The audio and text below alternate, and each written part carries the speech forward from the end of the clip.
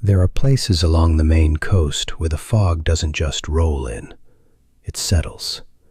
It lingers longer than it should, clinging to the water, to the docks, to the quiet spaces between houses where no one bothers to look anymore. Cutler Harbor is one of those places, a town built on loss, though no one there would ever say it out loud.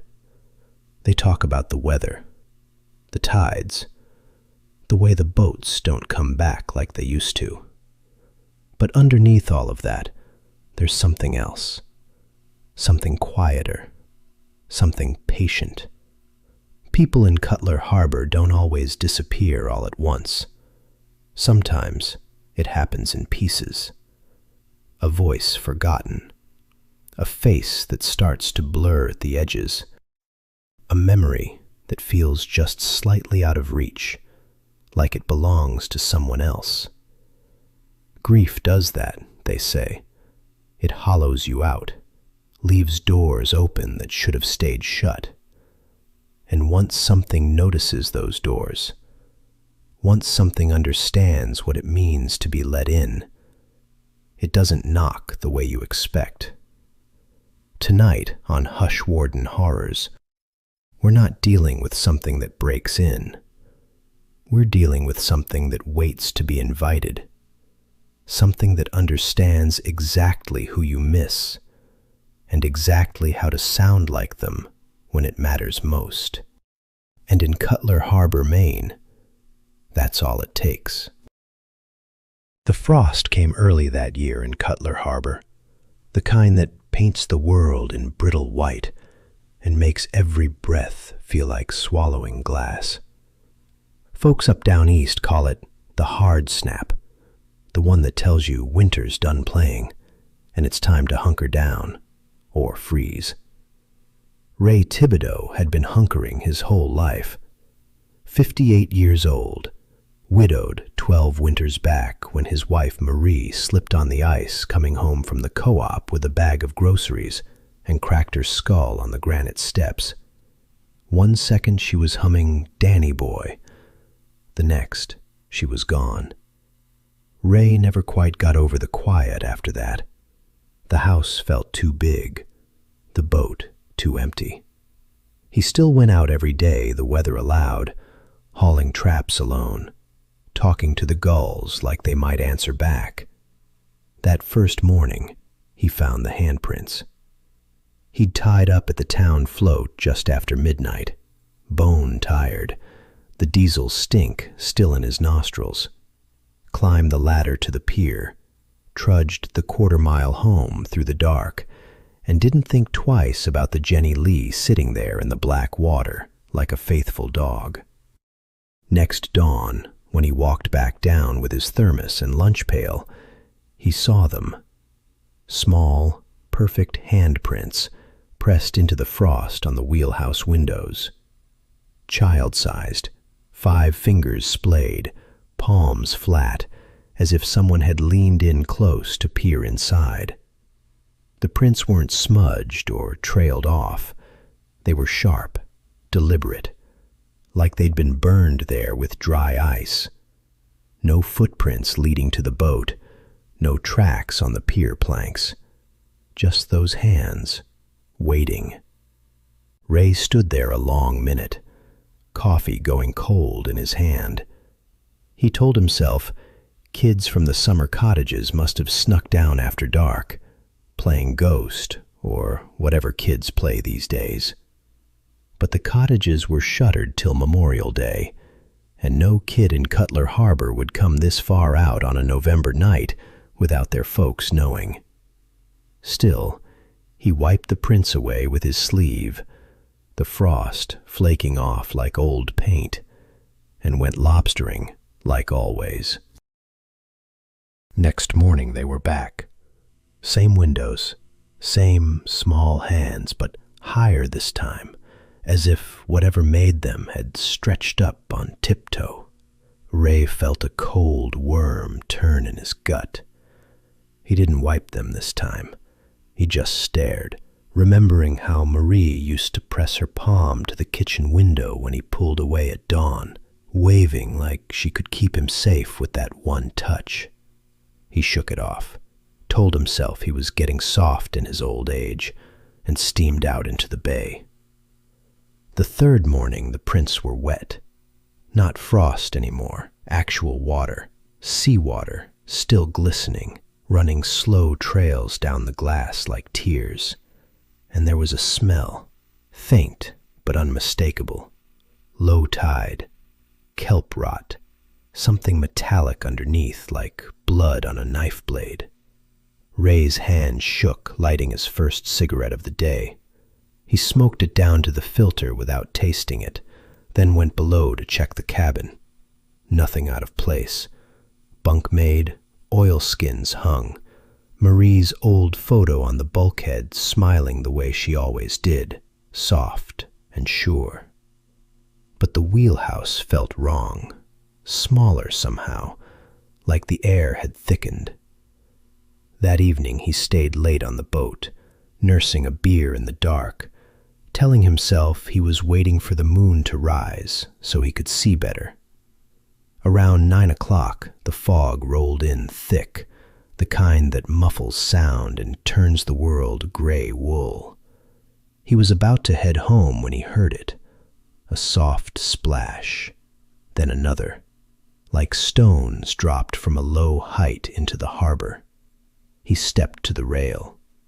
They were standing ankle-deep in the black water beside the float. 2 kids, maybe 9 or 10, a boy and a girl, dressed in clothes that looked wrong for the season.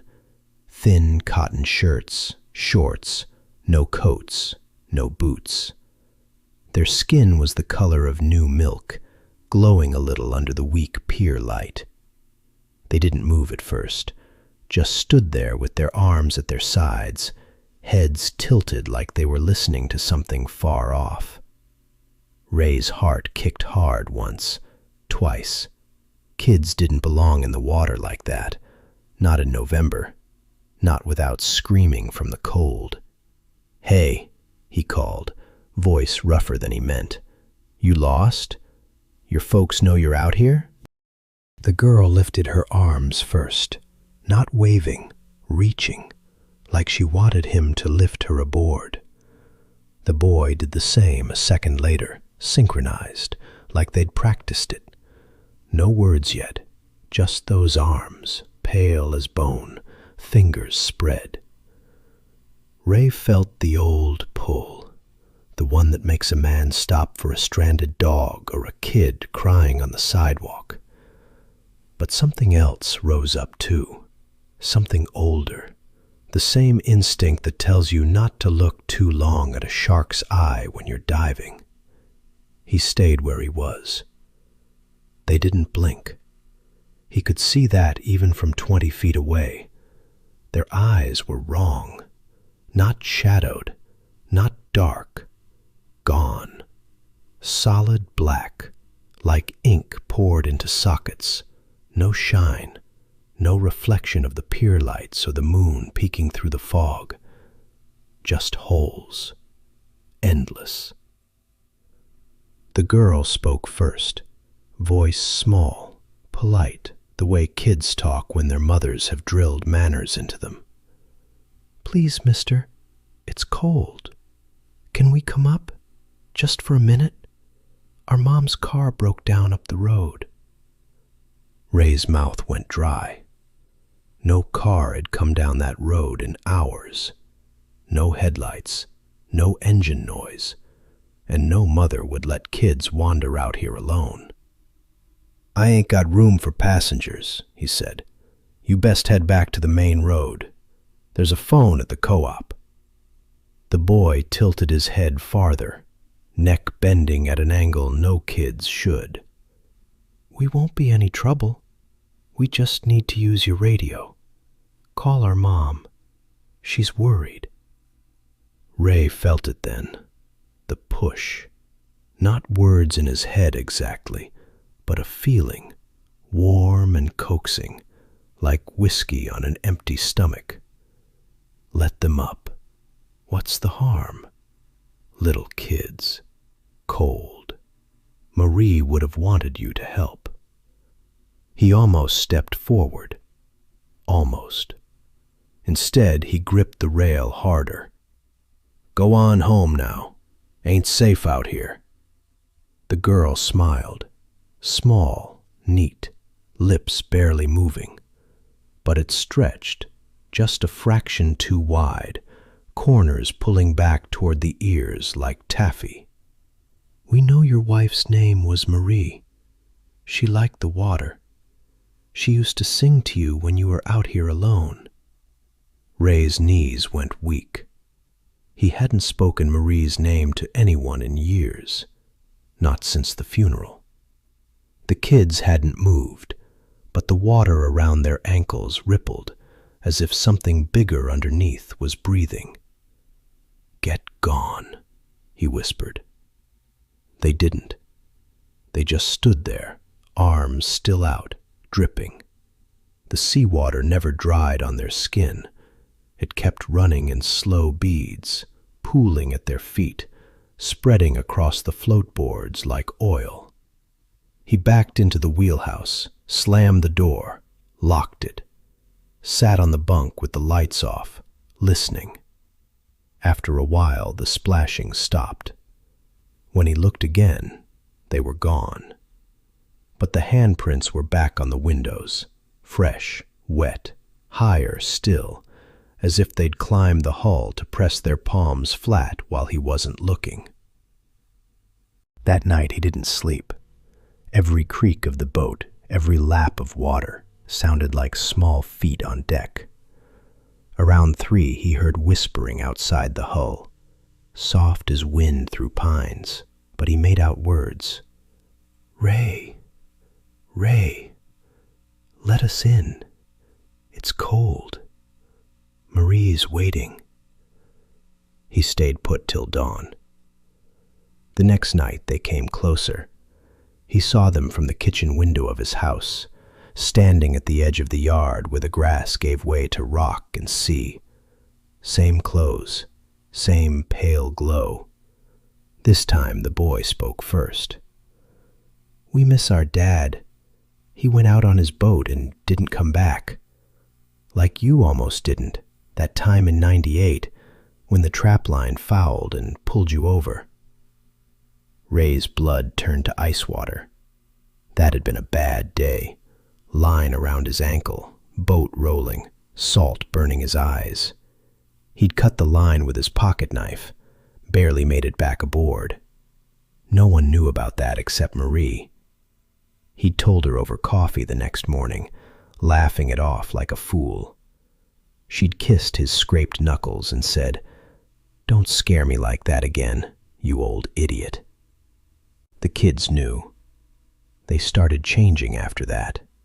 Subtle at first, fingers longer each night, knuckles bulging like they'd been stretched on a rack, necks tilting farther, heads lolling as if the bones were softening. Their voices layered. First the boy's high and thin, then underneath it a deeper echo, like a man speaking from the bottom of a well. Sometimes Ray heard other voices mixed in. His father, dead 30 years, muttering about the war.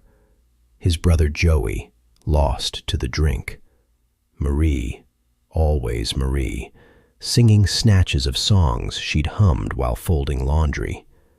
They never knocked, never banged, just stood there, waiting, patient, tied patient. Ray tried everything a practical man tries. He called the sheriff.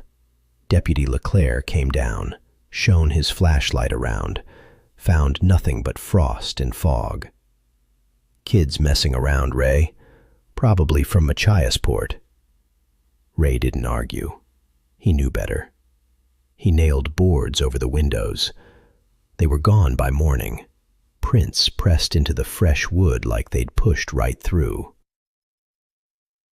He stopped going out on the boat, stayed in the house with the lights on, shotgun across his lap. But the whispers came through the walls now, seeping like damp rot. Let us in, Ray. Just open the door. We'll be good. We'll be quiet. We'll bring Marie back for a visit." One night the power went out. Storm rolling in from the east, wind howling like a hurt animal. Ray sat in the dark, listening to the house groan. Then he heard footsteps on the porch, small, deliberate, water dripping from clothes onto the boards. A soft knock, polite. "Please, mister, we're so cold. Our mom said you'd help." Ray's hand tightened on the shotgun. He didn't answer. The knock came again. "We know you miss her. We can fix that. Just say yes. Say we can come in." He felt it stronger now, the pull, the warm promise. Images flickered behind his eyes. Marie laughing in the kitchen. Marie warm in bed. Marie alive.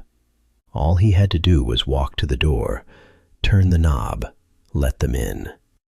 His legs moved before his brain caught up. 3 steps, 4, hand on the knob. Then he saw it. Through the crack under the door, seawater pooling, black as the kid's eyes. And in that puddle, a reflection. His own face staring back, but the eyes weren't his anymore. They were black, endless. He stumbled back, bile rising. The knock stopped, but the whispering didn't. It got inside his head now, soft, reasonable. "You've been alone so long, Ray. Let us help. Let us in." Days blurred. He didn't eat, didn't sleep much. The kids were everywhere, outside the windows, down at the float, sometimes inside the house when he blinked, standing in the hallway with their arms out. Their bodies twisted more each time, arms too long, spines curved wrong, mouths stretching into grins that showed too many teeth. He realized what they were feeding on. Not blood, not souls exactly. Permission. The simple human act of saying yes, of opening a door, of reaching down to lift a child from the cold water. That was the hook. Once you gave it, they slid in like water into cracks, wearing you from the inside. One night, the storm peaked. Wind tore shingles off the roof. Ray sat on the floor of the living room, back to the wall, shotgun barrel under his chin. He couldn't take the voices anymore. Couldn't take seeing Marie's face in theirs, twisted and wrong. He heard the front door creak open. No lock could hold them now. Footsteps, small, wet, crossed the kitchen, stopped in the doorway. The girl stepped into the dim glow from the kerosene lamp. Her neck bent almost horizontal, eyes locked on his. The boy followed, fingers dragging on the floor like spider legs. "We're here," the girl said in Marie's voice. "You called us." Ray's finger tightened on the trigger, but the boy smiled that too wide smile. "Don't do that, Dad. We need you. The boat's waiting." Ray looked at them, really looked. Their faces were changing again, softer, familiar, his own eyes staring back from black pools, but the rest was starting to look like him, like what he'd been before grief hollowed him out. He lowered the gun. "Come here," he whispered. They stepped forward. He reached down. Their hands were cold, slick. They climbed into his lap like tired kids after a long day. He felt them settle, felt the weight, felt something shift behind his eyes, like curtains parting. When he stood up, the house felt different. Smaller, colder, but warmer too, in a way he hadn't felt since Marie. He walked to the door, opened it wide. The fog waited outside, patient as the tide. Ray stepped into it. Two small shapes followed close behind, hands in his. Somewhere out on the water, the Jenny Lee rocked gently at her mooring, waiting for her captain to come home.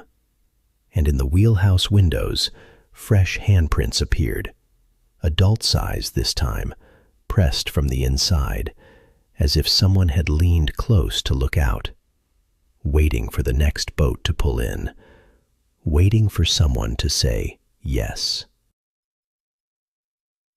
The fog never really leaves Cutler Harbor, not even in summer when the tourists come sniffing around for lobster rolls and photo ops. It just thins out enough to let you pretend the world's normal. But come October, it thickens again. Gray wool pulled tight over the pines and the water, muffling everything until even the bell buoy sounds like it's underwater. Ellie Marchand knew that fog the way you know an old scar, every ridge, every ache. She'd been running the co-op since her husband Cal drowned 3 summers back. 32 years old, widowed at 29, no kids, no family left worth mentioning, just the store, the register that never quite balanced, and the quiet that followed her home every night like a second shadow. Cal had gone out alone that August evening, said he wanted to check the traps one last time before the season ended. Never came back. They found the skiff drifting empty the next morning, motor idling, thermos still warm on the thwart. No note, no sign of struggle. Just gone. The harbor took him clean, the way it sometimes does. Folks said it was quick. Ellie didn't believe them. She still woke up tasting salt, hearing the low gurgle of water closing over a man's head. The first Polaroid came on a Tuesday in late October. Old Mr. Pelletier shuffled in for his weekly Chesterfields and a quart of milk. Ellie rang him up, $8.47, dropped the change in his palm, and the register drawer gave its usual metallic clunk. Except this time, something else came out too. A small, wet photograph sliding across the metal tray like it had been waiting there all along. She picked it up without thinking. Cal, underwater, eyes open, calm, almost smiling, bubbles trailing from his nose like silver beads. The water around him dark green, lit from above in that sickly way harbor water gets at dusk. She turned the photo over. Scrawled on the back in black marker, fresh and smudged, "Tomorrow." Her hand shook so hard the photo slipped and landed face up on the counter. Pelletier squinted at it, then at her. "You all right, Ellie girl?" She forced a smile. "Yeah, just old picture. Got mixed in with the receipts." He left without asking more. Ellie locked the door 5 minutes early, flipped the sign to closed, and sat on the stool staring at the photo until the fluorescent lights buzzed like angry wasps. Next day, she tried to convince herself it was a prank, some kid with a dark room and too much time. But the register didn't have a dark room, and the photo was wet, actually dripping when she first touched it, seawater pooling on the formica. Wednesday, Mrs. Harlow came in for bread and cat food. Ellie rang the total, $12.19, and the drawer spat another one. This time Cal was deeper, arms floating loose, hair drifting like seaweed, the smile gone, replaced by something blanker. The date on the back, tomorrow. Ellie's stomach lurched. She shoved the photo into her apron pocket, finished the transaction with numb fingers, and waited for the old woman to leave before she let herself breathe. Thursday, it was the summer people's kid, home from college, buying energy drinks and chips. Total $9.88. Drawer opened. Another photo. Cal lower still, face closer to the bottom now, silt stirring around him. Eyes wide but not panicked, curious almost. Tomorrow. She started keeping count. Friday, 2 customers, 2 photos. Saturday, 4. Sunday the store was quiet, only 1 sale, a pack of gum from a tourist who didn't know better, and 1 photo. Cal's hand reaching up toward the light, fingers splayed, almost touching the surface. Every photo was dated tomorrow. Every photo showed him sinking. Every photo was wet when it came out, salt water beading on the edges, leaving dark rings on the counter that never quite dried. She stopped sleeping, lay in the narrow bed upstairs above the store, listening to the harbor lap against the pilings, waiting for the next knock or creak or splash. Sometimes she thought she heard voices out there, small ones, polite, asking to come in. She told herself it was the wind. Monday morning, she opened the register before the first customer arrived. Empty. No photos. Relief hit her like a drug. Then suspicion followed. She rang up a fake sale, just punched in a dollar amount and hit total. Drawer opened. Nothing. She tried again. Nothing. Then she rang up a real one. First customer of the day, Lou Doucette, cigarettes and coffee. $7.62. The photo slid out smooth and wet. Cal on the bottom now. Lying flat in the silt, arms at his sides, eyes open to the dark. A small fish drifting past his face. The date. Tomorrow. Ellie stared at it a long time. Then she whispered, "What do you want?" No answer. Just the fog pressing against the windows. She started noticing other things. The change she gave back always felt colder than it should. Coins slick, like they'd been underwater. Receipts sometimes came out damp, ink running in thin black trails. And every time she handed someone their bag or their change, she felt it. A tiny tug, like a thread pulling taut between her fingers and theirs. Nothing visible, just a feeling. Permission slipping away, one small transaction at a time. She tried closing the store, put a sign up, "Family emergency," locked the door, sat in the dark with the lights off, shotgun across her lap, the same one Cal used to keep under the counter for raccoons. Didn't help. The register drawer rattled on its own after midnight. Soft metallic thumps. She opened it once, flashlight shaking. A single photo waited inside, face up. Cal's mouth open now, bubbles gone, water filling the space where air used to be. Tomorrow. She slammed it shut. Tuesday she opened again. Couldn't afford not to. Bills don't care about ghosts. First customer. Pelletier again. He looked at her funny. "You don't look so good, Ellie." "I'm fine." She rang him up. Photo. Cal's body starting to bloat, skin pale and puckered. She shoved it in her pocket before Pelletier could see. Next. Harlow. Photo. Cal's eyes clouding over. Next. The summer kid. Photo. Something small and pale moving behind Cal in the dark water. She started keeping the photos in a shoebox under the counter. Couldn't throw them away. Couldn't look at them too long.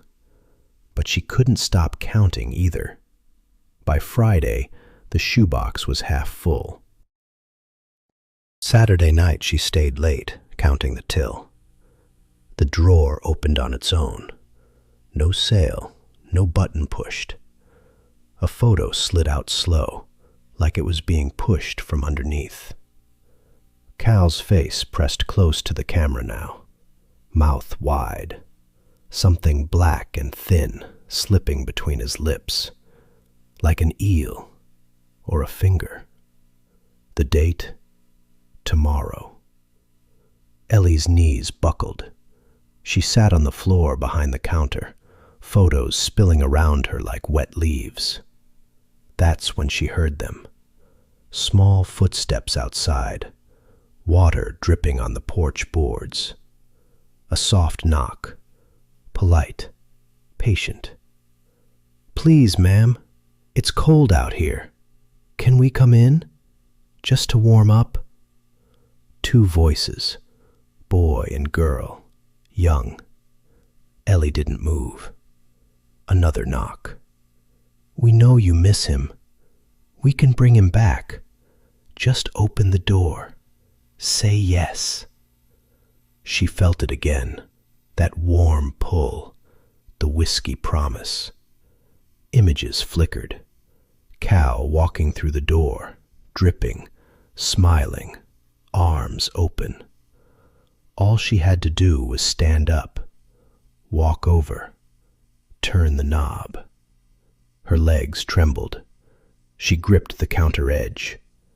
The knocking stopped, but the register drawer rattled again. Another photo. Cal's body twisted now, arms bent wrong, neck arched back. Something pale pressed against the inside of his cheek from within. She realized then. They weren't showing her Cal drowning. They were showing her what happened after. What was still happening. Down there in the dark, something was growing inside him.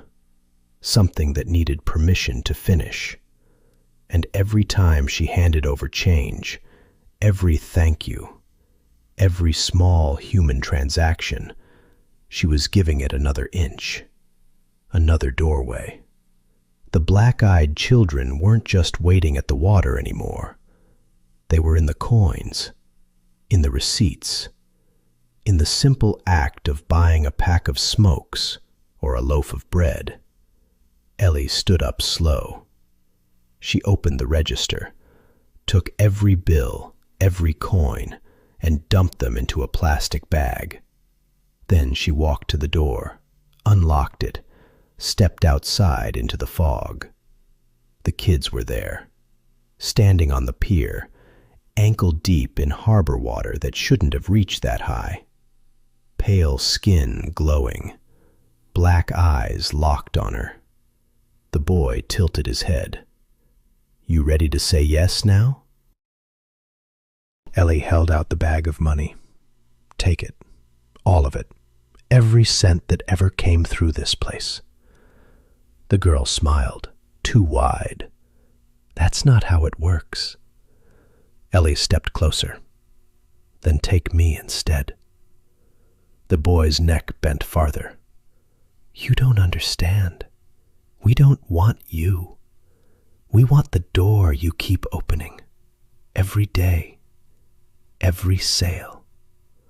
She felt the tug stronger now, threads pulling from her palms, from her throat, from every place she'd ever touched money or shaken a hand or said, "Have a nice day."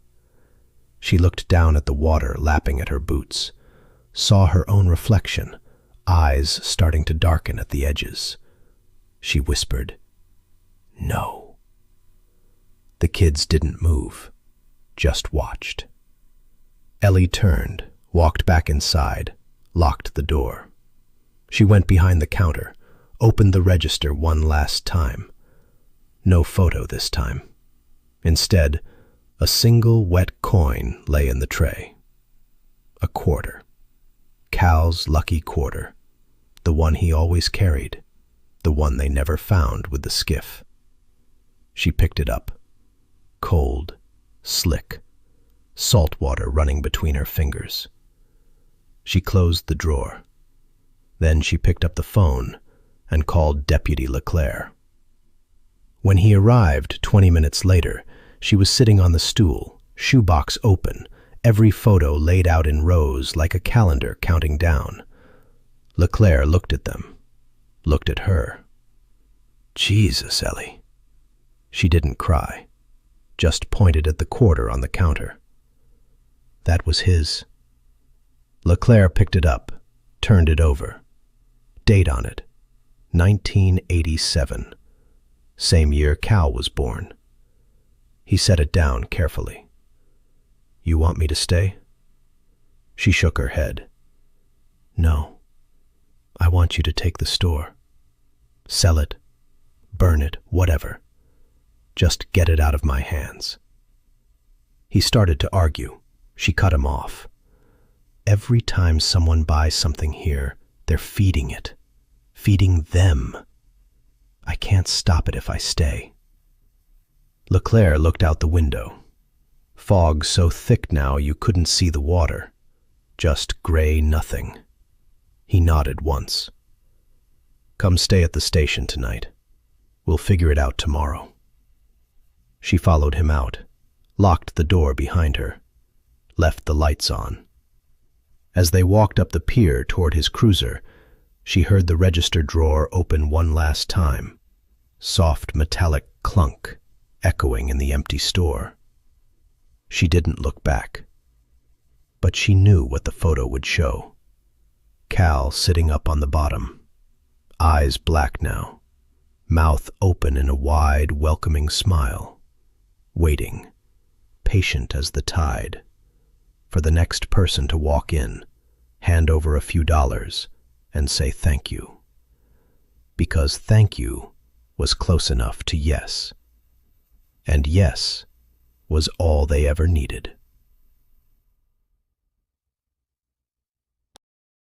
The wind scoured Cutler Harbor that December like it had a grudge, whipping salt spray over the breakwater and rattling the loose shingles on every house along Scudic Road. Most folks kept their lights off after dusk, shutters latched, doors triple-bolted against the cold and whatever else rode in on it. Daniel Voss didn't bother. 49 years old, 8 years divorced, no kids who bothered to call anymore. He left the porch light burning every single night. The same 60-watt bulb in the cheap fixture his ex-wife had picked out, back when they still pretended the house could hold them together. He told himself it was habit. Truth was, he still hoped. Hoped she'd drive back up the road one winter evening, headlights cutting the fog, tires crunching gravel, and say she was sorry, say she'd missed him, say anything at all. He worked the boatyard 3 days a week, scraping barnacles and rolling bottom paint until his hands cracked and his back screamed. The rest of the time, he sat inside with the TV on low, volume just enough to cover the silence, watching reruns of shows he didn't care about, while the harbor slapped the rocks below the bluff. The first whisper came on a Tuesday, when the moon was nothing but a smear behind the clouds. He was locking up the truck in the driveway when he heard it. 2 small voices drifting up from the cove path that ran behind the house, soft and polite, the way kids talk when their parents are listening. "Please, mister, it's freezing out here." Danny froze, keys halfway to the door. The path was steep, overgrown with alder and blackberry. No reason for kids to be down there after dark in December. He peered over the rail.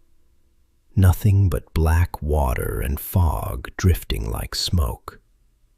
He went inside, turned the deadbolt, told himself it was the wind playing tricks through the pines. Wednesday morning he woke to it again, closer now, right under the porch boards, the same two voices, boy and girl, reciting their plea like a memorized prayer. "Our mom's car broke down up the road. Can we come in and use your phone? Just for a minute?" Danny sat up in bed, pulse kicking. He knew the old stories the lobstermen swapped over coffee at the co-op. Black-eyed kids knocking on doors, asking entry, never blinking, never shivering. Say yes once, and they never leave. They just settle in. Wear your life until it fits them better. He didn't answer, just lay there until the voices trailed off into the lap of water. By Thursday, the whispers were inside the walls, not shouting, not pounding, just there, coming from the hallway when he passed to the bathroom, from the kitchen when he poured coffee. Always the same words, calm and patient. "Mr. Voss, we know you're alone. We can help. Let us in." He started leaving the radio on all day. Classic rock station out of Bangor, cranked loud enough to rattle the windows. It drowned the voices for a while. Then the voices learned to sing over it, soft lullabies he half remembered from his own childhood, layered and sweet, coming from every corner at once.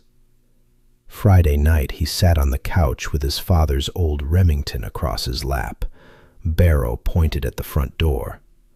Lights on. Every light. The porch bulb glowing steady outside like a beacon. Around 2 a.m, the singing stopped. Then the porch light flickered. Once. Twice. He stood up slow, shotgun in hand. The bulb steadied. But when he looked out the window, 2 small shapes stood at the bottom of the porch steps.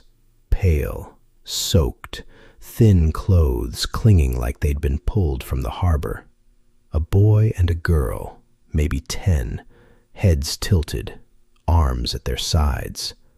They didn't move, just stared up at the house, at him, with eyes like spilled oil. No whites, no reflection of the porch light, just black. The boy spoke first, voice clear through the glass. "Mr. Voss, we waited so long. It's cold down there." The girl joined. "We found something you lost, something important." Danny's throat closed. He gripped the shotgun tighter. They stepped up one stair, then another, water dripping from their clothes, pooling on the boards, never drying. The boy held out his hand. Something small glinted in his palm. Danny's wedding ring. The plain gold band he'd lost the day his wife drove away, slipped off while he was loading the truck, never found. He'd torn the yard apart looking, searched the driveway. Nothing. "We kept it safe," the girl said. "In the water, deep. Where you almost went that night in 2003. Remember? You slipped off the pier, hit hard. Thought that was it. We pulled you back up. But we kept this. For you." Danny's knees buckled. He remembered that night, clear as yesterday, drunk on cheap whiskey after the divorce papers came, stumbling down to the water, foot catching on a cleat, falling. Black cold closing over him. Then nothing until he woke on the dock, coughing salt, alive. He'd told himself he got lucky, climbed out somehow. The boy smiled, too wide, corners pulling back. "All you have to do is say yes. Open the door. Let us warm up. We'll bring her back. Your wife, your mother, everyone you've been waiting for. The light's been on every night. That was yes. Every night. That was yes." Danny felt the warmth spread, coaxing, familiar. Images flickered. His wife laughing in the kitchen, arms around him. His mother calling him in from the yard. The house full again. Voices instead of silence. All he had to do was walk over, turn the knob, let them in. His fingers brushed the deadbolt.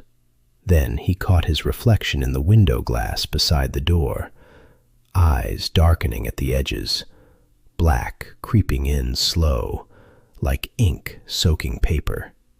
He yanked his hand back. "No," he rasped. The kids didn't flinch, just watched. Danny felt the warmth in his chest flicker out like a match in the wind. The promise of his wife walking back through the door, of the house filled with voices again, of anything ever changing. It all collapsed under the weight of those black eyes. There was no fight left in him. Only the long, quiet understanding that he'd been losing this battle for years, one night at a time, every time he flipped that switch and left the porch glowing. He let his hand fall from the deadbolt. The boy stepped forward first, small wet footprints darkening the floorboards. The girl followed. Water trailed behind them in thin, spreading sheets, never quite pooling, just flowing onward like it knew where it was going. Danny backed up until his calves hit the couch. He sat down hard, the cushions exhaling under him. The children stopped in the middle of the living room. The boy tilted his head. The girl smiled. Small, polite, wrong. "We waited so long," the boy said in that calm, rehearsed voice. Danny looked at the porch light still burning outside the window. He could see his own reflection in the glass now, older, hollower, eyes already darkening at the edges like ink bleeding into wet paper. He didn't speak. There was nothing left to say. The girl reached out, fingers pale and dripping. She touched his knee. Cold. So cold it burned for a second before going numb. "You kept hoping," she whispered. "That's all we needed." Danny felt something shift behind his ribs. Not pain, not fear, just release. Like a knot that had been tied too tight for too many years, finally coming undone. He closed his eyes. When he opened them again, the room was darker. The porch light was still on. He could see its amber glow through the window, but it no longer felt like his. It felt like theirs, like it had always been theirs. The children were closer now, one on each side of the couch. Their wet clothes brushed his arms. Their breath, if it could be called breath, was salt and low-tide rot and something older, patient as stone. Danny didn't move. He thought about getting up, about walking to the switch, about turning the light off for good. But he didn't, because turning it off would mean admitting there was nothing left to wait for, and admitting that would mean the hope was truly gone. And without hope, what was he? So he sat. The water rose slowly. Ankles, knees, waist, cold and unhurried. It didn't feel like drowning. It felt like sinking into something that had been waiting underneath him his whole life. The children's voices layered over each other now. Soft lullabies he hadn't heard since he was small, singing about rocking on the water, safe and warm, coming home at last. Danny's eyes drifted to the window. 3 pale faces stared back, not from outside anymore, but reflected in the glass, his own face between them. Eyes black, endless, smiling the same small, polite smile. He didn't recognize the man looking back, but he didn't look away either. Outside, the porch light burned steady. Inside, the water kept rising. And in Cutler Harbor, some lights never go out. Some hopes never die. They just change owners.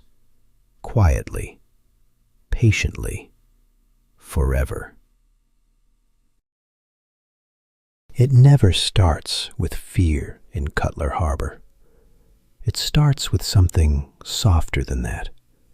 A memory that won't sit still. A voice you'd give anything to hear again. By the time you realize something's wrong, you've already leaned a little too close to the door. Some places don't need to take you by force. They just wait for the moment you forget how to say no. If that kind of quiet lingers with you, subscribe to Hushwarden Horrors. Stay with us a little longer. The quiet ones don't end when the story does. And if something out there ever sounds exactly like what you've been missing, don't answer it. Let it stay on the other side.